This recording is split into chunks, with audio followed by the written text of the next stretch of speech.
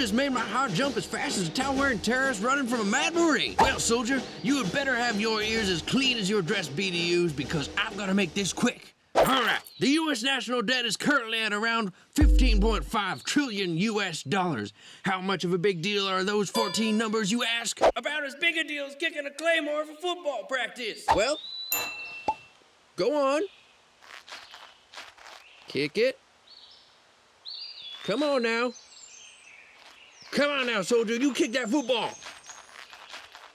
There we go, that's nice. And you ask, why is our debt so high? Sound like you got a pair, son. Why is our debt so freaking high? Because the politicians in D.C. are spending over $3 trillion with a federal tax revenue of only $2 trillion. Holy hand grenade, that's a hell of a lot of money. Ooh, that sounds good.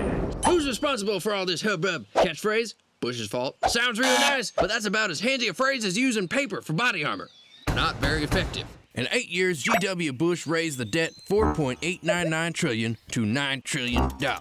President Obama started with $9 trillion, and in 3 years had added $4.939 trillion more, reaching over $15 trillion.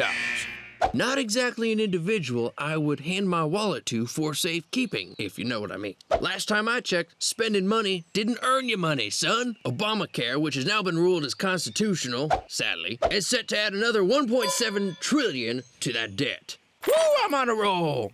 However, multiple congressmen, senators, and presidents alike have added to this debt, raising it bit by bit, assisting in getting us to the $15.5 trillion that you and I now owe $49,746 on. Million, billion, trillion, all the same to me, you say? Well, soldier, let's put this into perspective. An M1 Abrams tank costs a little over $4,300,000 well-spent U.S. dollars. Beautiful hunk of metal she is. $15 trillion could buy you over 3,750,000 M1 tanks. The U.S. military currently has a little over 8,500 M1 Abrams tanks. Doesn't that put it into perspective a little?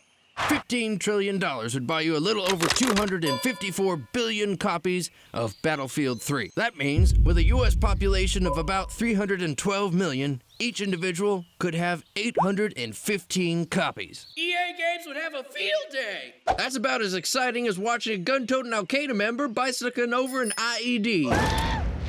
Surprisingly satisfying.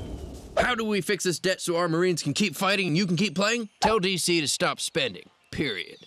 They have about as many pointless programs as a blonde has bad ideas. And if the debt is not lowered, soldier, well, enjoy the game while it lasts.